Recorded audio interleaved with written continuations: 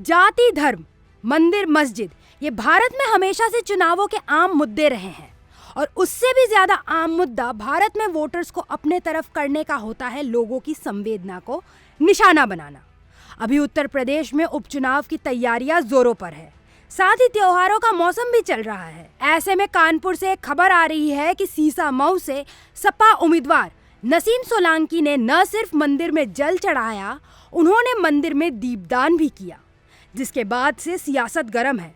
यहाँ तक कि इस्लामिक धर्मगुरुओं ने उनके खिलाफ फतवा भी जारी कर दिया है। अगर आपको पूरी खबर बताएं तो दिवाली वाले दिन नसीम सोलंकी वनखंडेश्वर महादेव के मंदिर पहुंची, जहां उन्होंने भगवान शिव की विधिवत पूजा की और दिए जलाए। अब इस मंदिर का भी एक इतिहास हम आपको बता देते हैं। 2022 विधानसभा चुनावों के दौरान नसीम सोलंकी के पति इरफान सोलंकी ने इस मंदिर का रेनोवेशन करवाया था, जिसमें विधायक निधि से 50 लाख रुपए खर्च किए गए थे और उस विधानसभा चुनाव के दौरान उनके विरुद्ध भाजपा के सलील बिश्नोई थे, पर इस मंदिर ने इरफान को 12,266 वोटों से जिताया था। मंदिर क्षेत्र से सपा को पहले ही राउंड में 5,467 वोट मिल गए थे। अब ऐसा कुछ इरफान की बीवी नसीम भी इस उपचुनाव में करती दिख रही है।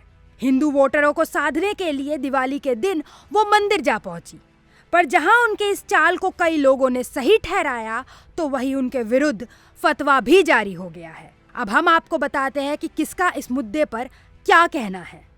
कांग्रेस और भाजपा की फिर इस मुद्दे को लेकर ठन गई है।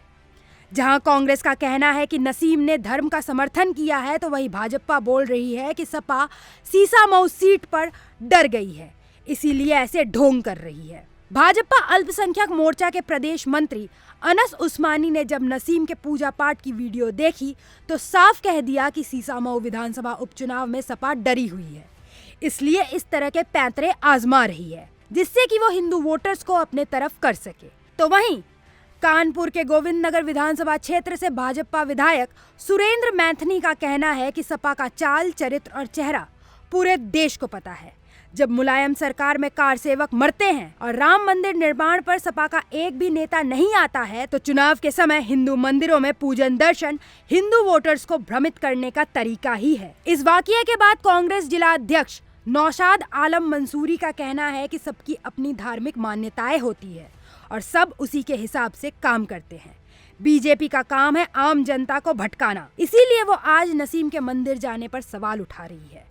अगर वो आज कानपुर की जनता के लिए मंदिर गई तो वो साथ ही साथ नमाज भी पढ़ती है। नसीम ने न सिर्फ एक धर्म को सम्मान दिया है, उन्होंने अपनी आस्था भी नहीं बदली है। भाजपा हमेशा यही मुद्दे उठाती है, जबकि हमारा मुद्दा विकास है। जहां एक और हमने हमेशा देखा है कि भाजपा धर्म को लेकर राजनीति करती है, तो वहीं इंडिया गठबंधन की पार्टियों का इस मुद्दे को लेकर इस तरह सुर से सुर मिलाना भी अटपटा सा ही लगता है। वहीं नसीम के इस काम के बाद ऑल इंडिया मुस्लिम जमात उस पर काफी नाराज है। ऑल इंडिया मुस्लिम जमात के राष्ट्रीय अध्यक्ष का कहना है कि जब मुझसे पूछा गया कि एक महिला जब मंदिर में जाकर पूजन अर्चन करके जल चढ़ाती है और ये काम अपनी मर्जी से करती है, तो इस संबंध में शरीयत क्या कहता है। इस पे मैंने जवाब दिया कि इस्लाम में सिर्फ खुदा ही पूजनीय है, इस्लाम में मूर्ति पूजा हराम है। कोई भी शख्स, पुरुष या महिला अपनी राजी खुशी या जानबूझकर ऐसा करती है तो वो शरीयत की मुजरिम है, उसे तौबा का हुक्म है, उसे तौबा करना चाहिए। पर यहीं अगर कोई महिला या पुरुष किसी दबाव या जबरदस्ती से ऐसा करता है या उसे जानकारी नहीं है, तो उसे तौबे के साथ कलमा भी पढ़ना चाहिए। साथ ही उसे भविष्य में इस तरह के काम से बचना चाहिए जिन बातों से उसका ईमान और इस्लाम खतरे में आता हो। ये तो हो गई इस मुद्दे पर सबकी राय। अब आइए जानते हैं कि इस उपचुनाव में सीसामऊ सीट का समीकरण क्या है और इस पर राजनीतिक एक्सपर्ट्स का क्या बोलना है।